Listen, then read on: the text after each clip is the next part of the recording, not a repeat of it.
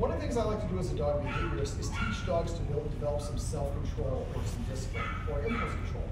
A great way to do this is teach your dog to wait before you give him permission to go out the door. Now, a lot of us, we go to the door and the dog gets more and more excited. And then as soon as we open the door, they start peeling out, they run out the door, and then they run around the yard, they're barking, they're all excited.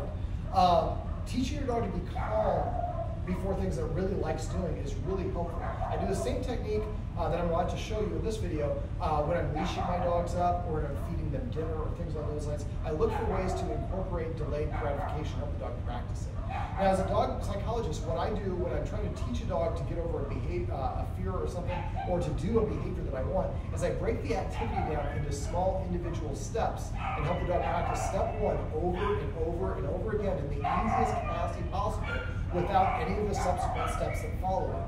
And I'm teaching the dog, during this step of the procedure or the behavior, I want you to do this particular behavior. Or during this activity, I want you to do this behavior. So in this case, when we walk to the door, dogs are very excited. Now for dogs, whoever's in front is perceived to be the leader. So if I open the door with him in front of me, he thinks he's in charge, and he's also probably going to just rush out. So the first thing I want to do is teach the dog to walk behind me. So now, as soon as he walks, I'm going to have the camera go over here. What I'm going to do is, as soon as I'm walking through the door and the dog recognizes, oh, we're going to the door, it's going to race ahead of me. Luca. There we go.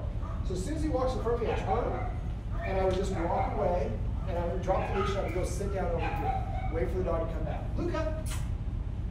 Now, I'm not going to show you throughout, because this will take about an hour to do this.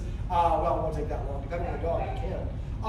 But I'm just going to kind of give you the highlights. So let's say that we've achieved, now the dog is walking back and forth. And I will tell you, I had a guy in Los Angeles where we had to walk back and forth to the door for 45 minutes. And every time the dog walked in front of him, we stopped and he went and sat back down. Well, after a while, when we got to the dog would go all the way to the door and be relaxed the whole time and stay behind the guardian. So that's your first step, like I said, breaking down individual steps.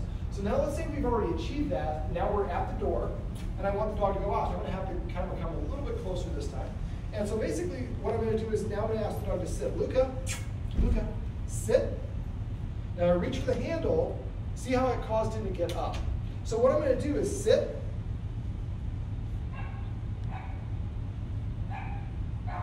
At first, I mean, you might not even be able to touch your handle.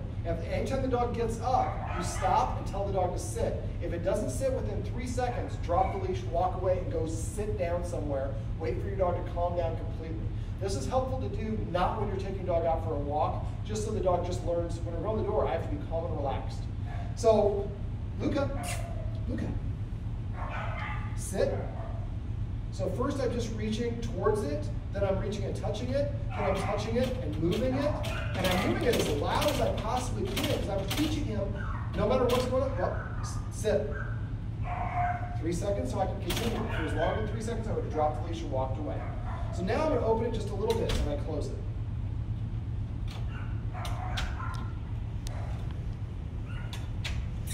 Sit.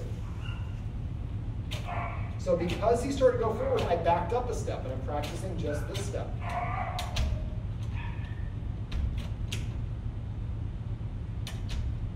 Now he's kind of nudging his nose going towards it. Because of that, I didn't open it any further. I want to keep practicing at that step. Sit. Sit.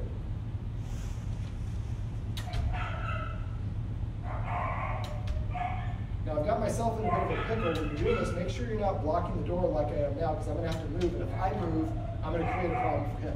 So he moves, so I'm going to use that as an opportunity to move away. Luca, sit.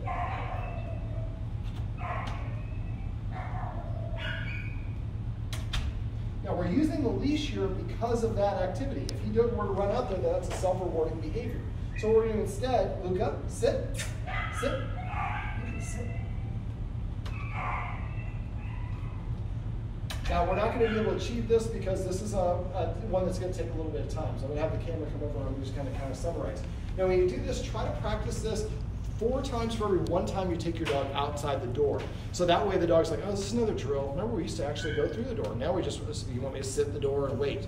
Yeah, we want it to become boring for the dog so that eventually the dog just goes to the door, sits down, doesn't know if it's going in or out, and when you actually open the door, make sure you walk through the door first if you're going out the door with the dog. If the dog's going out, that's fine, you can just give it a release word, or just let it go. But if you're going with the dog, make sure you always go through the door first, because the human, whoever's in front, is perceived to be the leader.